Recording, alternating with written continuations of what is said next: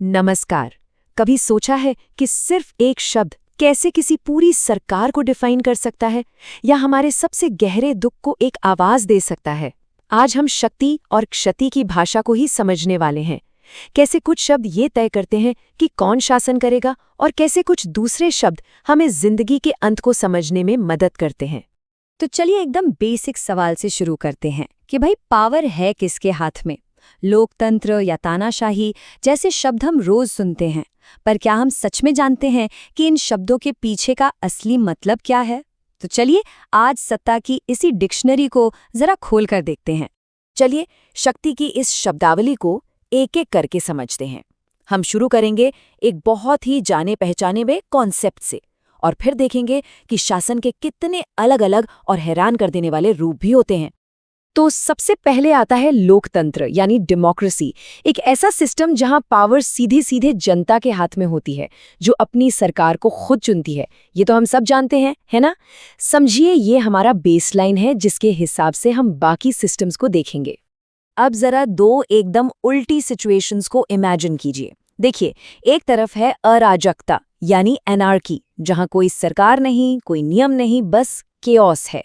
और दूसरी तरफ इसका एकदम उल्टा है, एक तंत्र यानी ऑटोक्रेसी, जहां एक ही इंसान के पास सारी की सारी पावर होती है। लेकिन बात हमेशा सिर्फ एक या सभी की नहीं होती।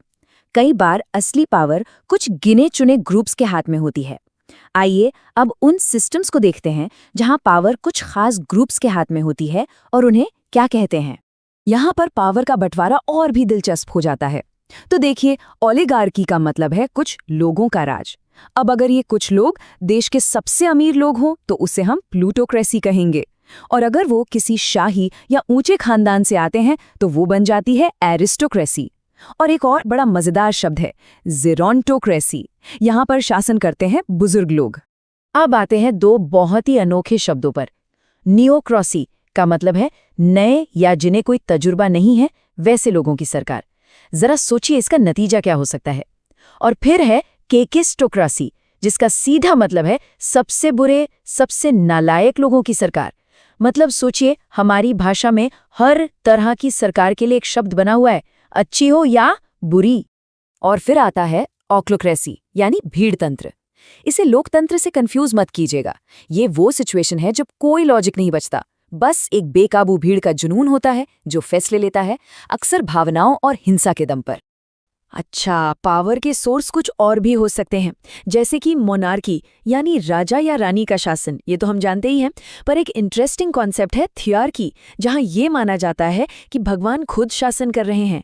और इसी का एक प्रैक्टिकल रूप है थियोक्रेसी, जहां धर्मगुरु भगवान के नाम पर सरकार चलाते हैं। तो अब तक हमने देखा कि कौन राज करता है। अब सवाल ये है कि राज कैसे चलता है।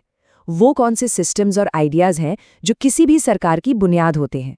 ब्यूरोक्रेसी या नौकरशाही, ये नाम तो हम सबने सुना है ना?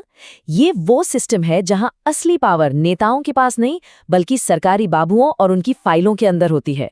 सब कुछ नियमों और कागजी कार्रवाई के हिसाब से चलता है। यहाँ दो बहुत बड़े आइडियाज आमने सामने हैं। एक तरफ है सेक्युलरिज्म, जो कहता है कि भाई सरकार और धर्म को अलग अलग रखो, और दूसरी तरफ है ऑटोनॉमी, जिसका सीधा सा मतलब है खुद पर राज करने का हक। ये किसी इलाके को भी मिल सकता है या किसी एक इंसान को भी। तो हमने देखा कि कैसे शब्द समाज पर राज करते हैं। अब चलिए इस कहानी के बिल्कुल दूसरे सिरे पर चलते हैं, उस भाषा की तरफ जो हमारे सबसे पर्सनल, सबसे गहरे अनुभव यानी मौत और उसके गम को समझने में मदद करती है। देखिए, किसी को अलविदा कहने का भी एक पूरा प्रोसेस होता है जिसके अपने खास शब्द हैं। ये शुरू होता है कॉटेज से, यानी जब अंतिम यात्रा निकलती है। फिर वो पहुंचती है अपने गंतव्य तक, यानी आखिरी आरामगाह पर। और आखिर में पीछे रह जाते हैं वो शब्द जो उनकी यादों को जिंदा रखते हैं। तो ये जो अंतिम ठिकाने हैं वो भी दो तरह के होते हैं। एक है सिमेट्री यानी कब्रिस्तान, जहां शरीर को दफनाया जाता है, और दूसरा है क्रेमेटोरियम यानी शमशान घाट, जहां दाह संस्कार किया जाता है। ये सिर्फ जगहें नहीं है, बल्कि हमारी अंतिम रस्मों का एक बहुत बड़ा हिस्सा है। तो अब बात करते हैं उन शब्दों की जो यादों को अमर बना देते हैं। ओबिचुअरी तो आप जानते ही हैं, अखबार में छपने वाली मौत की खबर। एलेजी उससे कहीं ज्यादा पर्सनल है। ये किसी की याद में लिखा गया एक शोक गीत या कविता होती है, और एपिटैफ वो चंद शब्द होते हैं जो किसी की कब्र के पत्थर पर हमेशा हमेशा के लिए लिख दिए जाते हैं। और ये बात कितनी सच है ना? भाषा के बिना हमारा दुख, हमारा गम बस एक खामोशी है।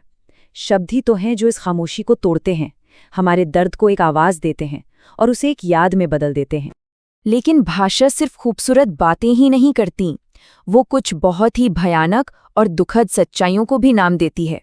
जैसे फिलिसाइड, ये उस काम को कहते हैं जब कोई अपने ही बच्चे की हत्या कर दे, और फिटिसाइड यानी भ्रूण हत्या, जिसका मतलब है गर्भ में ही बच्चे को मार देना। ये शब्द हमें याद दिलाते हैं कि भाषा कितनी सटीक और कभी-कभी कितनी मुश्किल हो सकती है। तो इन सब बातों का मतलब क्या निकलता है? मतलब ये है कि हम जो शब्द इस्तेमाल करते हैं वो सिर्फ शब्द नहीं होते, वो हमारी असलियत को बनाते हैं, उसे एक शक्ल देते हैं। चाहे वो करोड़ों लोगों को चलाने वाला कोई पॉलिटिकल सिस्टम हो या फिर किसी अपने को खो देने का एक निजी गहरा गम, भाषा ही वो धागा है जो इन सारे अनुभवों को एक मतलब देती है। तो मैं आपको इसी सवाल के साथ छोड़कर जा रहा हूं।